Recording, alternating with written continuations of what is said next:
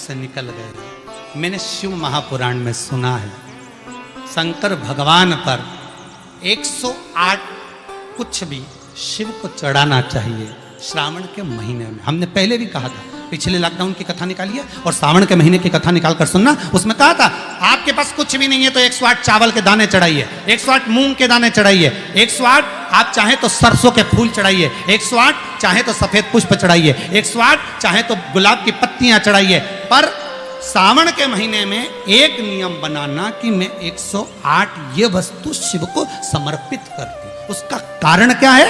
तो स्कंद पुराण में लिखा है शंकर भगवान को सावन के महीने में जब हम 108 कोई वस्तु समर्पित करते हैं तो शंकर उसको लाख और करोड़ों गुना कर कर हमको पूरे वर्ष में प्रदान कर देता है। इसलिए श्रावण महीने में 108 की महत्वता।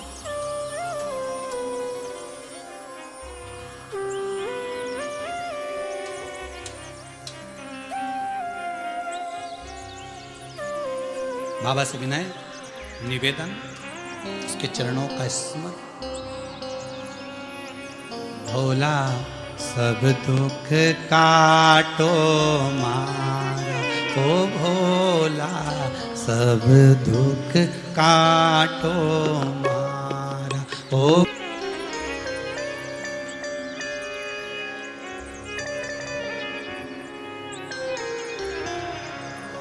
नियम ऐसा लो जो सज जाए। नियम ऐसा, कभी ऐसा नियम मत लेना जो ना सजे हो। नियम कौन सा लिया जाए? सावन के महीने में आप भी नियम लो, हमें मना नहीं, पर नियम वो लेना जो तुम साथ सको। कई कई माताएं अपने बच्चे को कसम दिला देती, मेरी सौगंध खा तू सुबह 6 बजे उठ जाएगा। अब कसम तो दिला दी ने, 6 बजे एक दिन तो उठ गया ने, बाकी का दिन तो क्या मतलब ऐसा नियम दिलाने से? तो नियम होना चाहिए। तो क्या नियम लिया जाए? तो पत्नी बोली देखो अन्न का भाग मिले घर में ना मिले, एक काम करो तुम तो बेलपत्री का नियम ले लो कि अपन 108 बेलपत्र शंकर को चढ़ाएंगे, बस इतना। हाँ ठीक है। अब बहुत पैसे वाले हो गए ना तो तुम्हारे यहाँ कोई बेलपत्री तोड़ के भी दे जाएगा, थोड़ा धन मिल जाएगा, दे जाएगा। धीरे धीरे धीरे धीरे बेलपत्र का नियम लिया। एक वृक्ष से बेलपत्र लेकर आते और उस बेलपत्र को लाकर शिव जी को चढ़ा देते। निकलते निकलते कम से कम 25 दिन निकल गए, नियम पूरा चलता रहा। 26वां दिन आ गया, नियम पूरा चलता रहा। 27वां दिन आ गया, श्रावण के महीने का 27वां जब दिन आया तब माली ने बेलपत्र तो उतार ली। जो बेलपत्र के वृक्ष का माली था, वृक्ष का जो माली होता है, उसने चिल्ला दिया, बेलपत्र अब मत ले जाना, फ्री की मिल रही है तोड़ तोड़ के ले जा रहा हूं, अब मत ले जाना, बिल्कुल भी नहीं, कीमत दीजिए उसकी।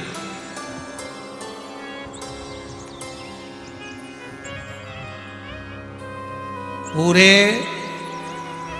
विश्व में, भारत की धरा पर, देश विदेश में, पिछली कथा में कहा था 1 जून से लेकर 25 जुलाई तक बेलपत्री वृक्षारोपण महोत्सव मनाना।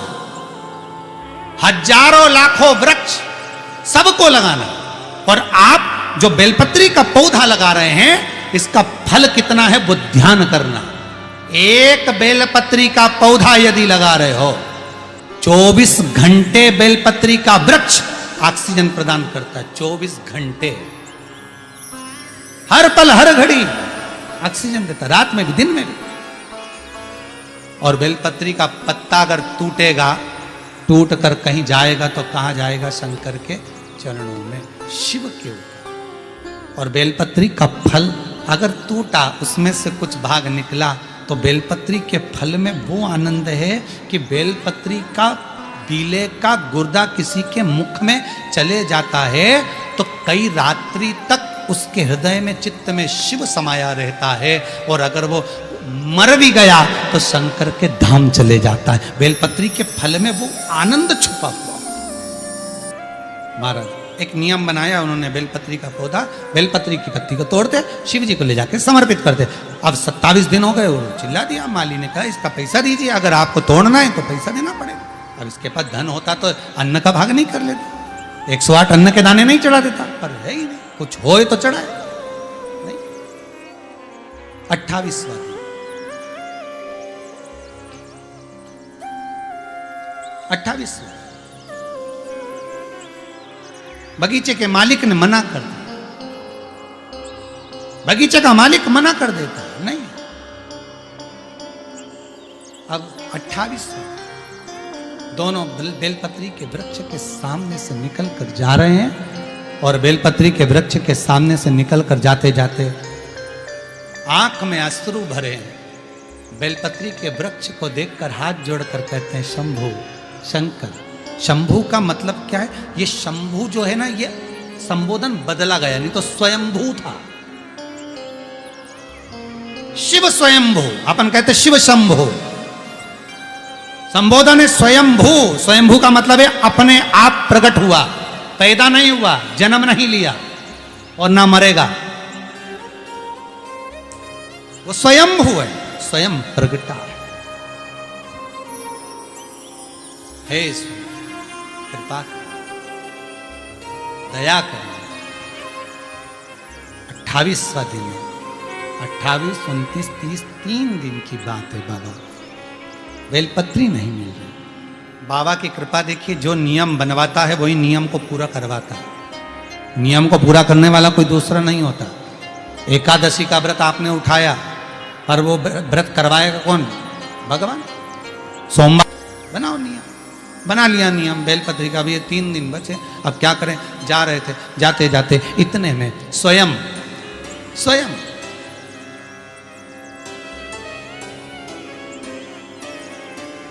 एक छोटा सा बालक बेलपत्री की पत्तियों को अपनी झोली में भरकर लाया और बालक कहता है, माँ, ओ माँ, ले आओ ये बेलपत्री में। आप रोज मंदिर जाती हो ना, मैंने आपको देखा था मंदिर जाते हुए। आप बेलपत्र चढ़ाती हो ना, मैंने आपको देखा था। मैंने मन में सोचा एक बार मैं भी बेलपत्र चढ़ाऊं, पर मेरी माँ मुझे जाने नहीं देती ना, इसलिए मैं बेलपत्र आपको दे देता हूं। आप ये बेलपत्र शिव को समर्पित करो।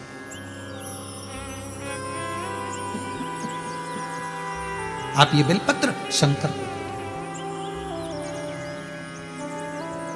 आंख में से जल बह रहा। कहते हैं बेलपत्री को पानी में क्या धोया? अश्रु में धो दिया। जैसे सुदामा के चरण को भगवान कृष्ण अपने नयन अश्रु में धो देते हैं। ये दोनों वैश्य, दोनों बनिए पति पत्नी बेलपत्री को अश्रु में धोते धोते शिव जी के धाम में ले जाकर समर्पित कर देते। नियम पूरा। कौन पूरा करा रहा है? भगवान। समय आया, दूसरा दिन फिर आ गया, 29वां दिन था। 2 दिन और बचे थे। शंकर जी को लगा क्या करा जाए। भगवान शंकर ने पार्वती से कहा, पार्वती आज तुझे जाना चाहिए, कल गणेश गया था, आज तू जा। ये अपने परिवार की जवाबदारी है। जब कोई अपना व्यक्ति अपने घर में आता है तो उसको निभाना अपना फर्ज है। आपके घर में कोई आएगा तो गद्दा कौन लगाएगा? आपको लगाना है। तकिया किसको देना है? आपको देना है। चादर किसको देना है? आपको देना है। कम्बल किसको देना है? आपको देना है। भोजन किसको कराना है? आपको कराना। अगर कोई अपने मंदिर में आ रहा है और बेलपत्री का उसका नियम है तो नियम कराए तो उसको निभाना भी तुम्हें पड़ेगा। भाई 4 मेहमानों में से 3 तो रोटी खा रहे और एक व्यक्ति की एकादशी का व्रत है वो नहीं खा रहा, तो खिचड़ी कौन बनाएगा? अरे बोलो तो जम के, कोई दूसरा बनाएगा कि पड़ोसन को फोन लगा के बोलोगे देखो हमारे यहाँ तो भैया हम खिचड़ी नहीं बनाएंगे, तुम्हारे यहाँ मेहमान में भूख लगी है और इसका व्रत है तो तुम कहीं पे भी जाके खा, पर हम खिचड़ी। फर्ज तो अपना है ना, अपने यहाँ आया है तो खिचड़ी भी अपने को बनाना पड़ेगी। भाई बनाओ खिचड़ी, बहुओं से कहो खिचड़ी बनाओ, एक का व्रत है। उसी तरह भगवान, नियम तुमने लिया है, व्रत तुम्हारा कर रहा है तो निभाना उसको पड़ेगा। जाओ पार्वती। पार्वती बोली मैं कहाँ जाऊं? बेलपत्री दो, जाओ बेलपत्री दो। हाँ, पार्वती जी बोली बेलपत्री मैं और वृक्ष से उतारूंगी तो मुझे वो आनंद की अनुभूति नहीं होगी। और ध्यान दीजिए इस कथा पर। हो सकता है आज कथा का प्रथम दिन और बाबा ने ये कथा आप सबके लिए निकाली है, तो उसको धारण करिएगा कि बेलपत्री की अगर मैं वृक्ष से उतारती हूं तो दुख मुझे होगा, ये पार्वती जी कहती है। शिव महापुराण की विद्धेश्वर संहिता उमाखंड भी कहता है, आप एक बेलपत्री का वृक्ष लगाओ और लगाने के बाद उसको पूर्ण तरह से पोषित करो, खाद डालो, पानी डालो, उसको पूर्ण तरह से बड़ा करो, तो तुम किसी पेड़ की बेलपत्री तोड़कर शंकर को चढ़ाओगे तो शंकर स्वीकार करेगा। मालूम पड़े पेड़ एक नहीं लगाया और सारे गांव की बेलपत्री तोड़ तोड़ के शंकर को चढ़ाया, और कि मेरे बराबर कोई धर्मात्मा नहीं, तो शंकर बोले तेरे बराबर कोई ढोंगी भी नहीं। शिव भी कहेगा तुम्हारे बराबर कौन है ढोंगी, कौन प्रपंची। एक बेलपत्री का पौधा नहीं लगाया, एक बेलपत्री का पेड़ नहीं लगाया, और सावन के महीने में सारे गांव की बेलपत्र तोड़ तोड़ के शंकर जी को चढ़ाया, और एक बेलपत्री को कभी पोषित नहीं करा, और उल्टा गया और मालूम पड़े बेलपत्री की इतनी बड़ी बड़ी डालियां सब तोड़ तोड़ के ले आया, सारी तोड़ ले आया, और उसमें पत्ती पत्ती निकाल के डालियों को बाहर पटक दिया। अरे दोष है, एक वृक्ष नहीं लगाया और सारी पत्तियां तोड़ तोड़ के हर महीने सावन का पूरा महीना चढ़ा चढ़ा के शंकर को प्रसन्न कर रहे। और एक दो तो कह कि हमने तो पैसे से खरीद ली, हमने 50 रुपए दिया ना मालिक, हमने कहा 108 गिन के लाना, वो तो 108 गिन के लाया, ने 50 रुपए लिए, तो जिसने लिया वो भी दोषी। माली ने कौन सा पेड़ लगाया कहीं जाके बेलपत्री का, ये फूल का लगाएंगे तो बिकेगा, या पत्ती कौन सी बिके, शंकर जी के तो फ्री का आइटम चढ़े, बाकी के सब देवता उनके अच्छा जोरदार गिफ्ट का आइटम, इनके तो फ्री का आइटम। बेलपत्री देखो तो फ्री में मिल जाए, पानी देखो तो फ्री में मिल जाए, धतूरा देखो तो फ्री में मिल जाए, उन्हें कौन ले जाए, वो कांटा के धतूरे के घर में ले जाके रखे, सब फ्री में। आंकड़े का फूल देखो तो फ्री में, समी का पत्ता देखो तो फ्री में, मैं कौन कांटे का पेड़ घर में ले जाए, तो सब फ्री का आइटम। और उनके साथ जो रहे वो भी फ्री, कहीं पे भी मिल जाए, बारिश चले तो वो तो फ्री। बस इनके जिसने देख लिया वो फ्री नहीं दे पाता। एक बार ग्राउंड में अगर देख लिया नहीं बब्बा फ्री, तो फिर तुम फ्री नहीं घूम सकते, उधर मत जाना, क्यों, शंकर जी का फ्री। बाबा भाई वही, अगर वो दिख गया तो तुम फ्री नहीं हो पाओ। बड़ा शिव बड़ा अलमस्त है, शंकर बड़ा आनंदित है, बड़ा आनंद, बड़ा मस्त है शिव, ओ घड़ी है वो।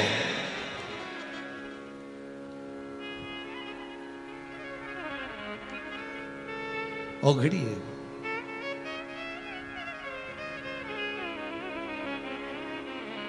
अब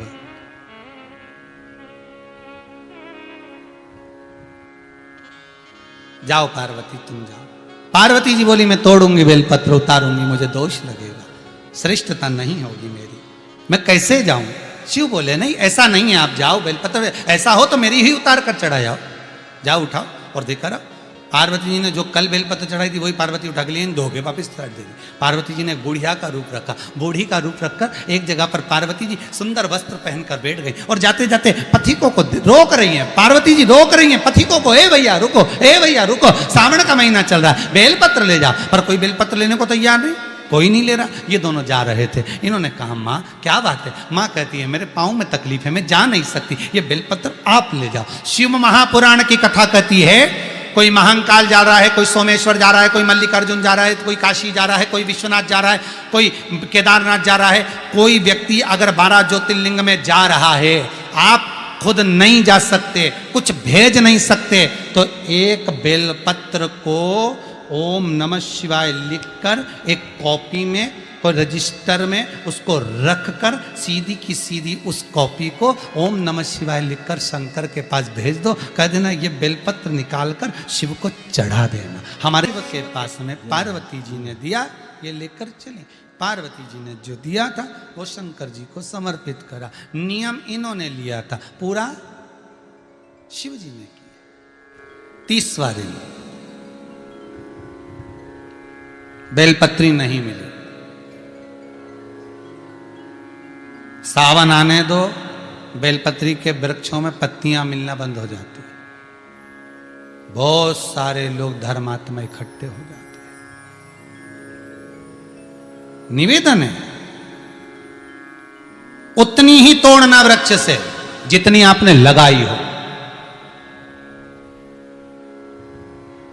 जितनी आपने लगाई। अरे सीधा सीधा बात है भाई, फल उतना ही मिलता है। वो कहे ना, अब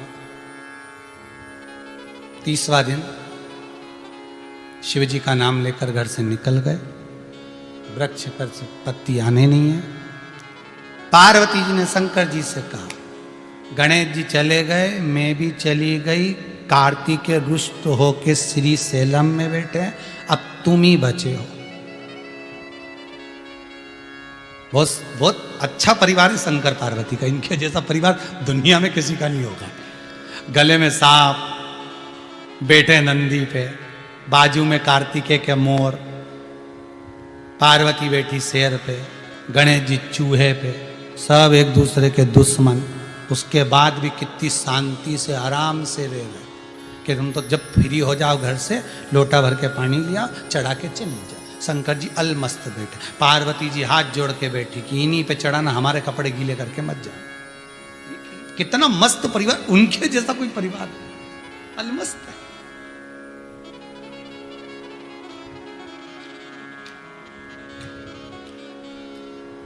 इतनी मस्त परिवार कौन का होगा भाई? कहा लक्ष्मी स्वयं पार्वती जी शंकर जी से बोली, देखो प्रभु, गणेश जी हो आए बेलपत्री दिया, पार्वती हो आई बेलपत्री दिया, कार्तिक रुष्ट होकर सेलम पर बैठे, बारी तुम्हारी है। शंकर भगवान बोले, अब हमारी बारी है तो हम ही जाएंगे, तुम चिंता मत करो। और अंत में जब पूर्ण तरह से परास्त हो गए, हार गए, वो वैश्य, वो बनिया और बनिए की पत्नी, वो सेठ और सेठानी जिसके पास कुछ भी नहीं है, वो अंत में जब हार गए, तब शंकर उस समय पर जैसे ही पहुंचे, एक बंदर का रूप लेकर, एक हनुमान का स्वरूप बनाकर, एक बानर का स्वरूप बनाकर, क्योंकि शिव हनुमान है और हनुमान ही शिव है। एक बंदर का रूप रखकर, एक हनुमान का स्वरूप धारण कर कर, जैसे आप पीछे दर्शन कर रहे होगे, हनुमान जी महाराज दूध की धार लगा रहे हैं इस शिवलिंग के ऊपर, वैसा ही एक बानर, एक छोटा सा बानर, एक हनुमान का स्वरूप धारण कर कर कूद पड़ा पेड़ से नीचे, कूद पड़ा एक वृक्ष से नीचे।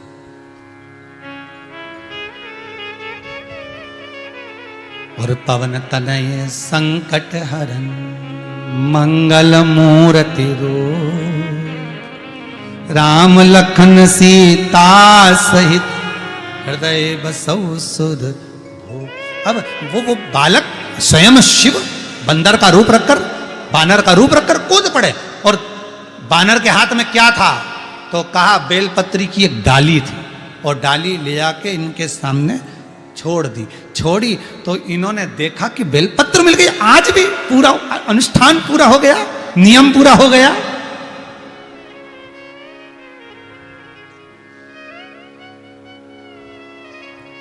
अनुष्ठान पूरा, नियम पूरा।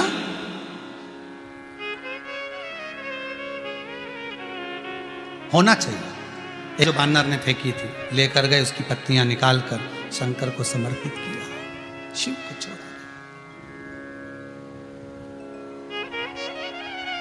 शंकर को दिया गया, शंभु आंख से अश्रु बह रहे थे। शिव पुराण कहती है, जिस शिवलिंग की इन्होंने आराधना करी थी, उस शिवलिंग में से शंकर प्रकट हो गया। आज शिव प्रकट हो गया। जैसे उज्जैन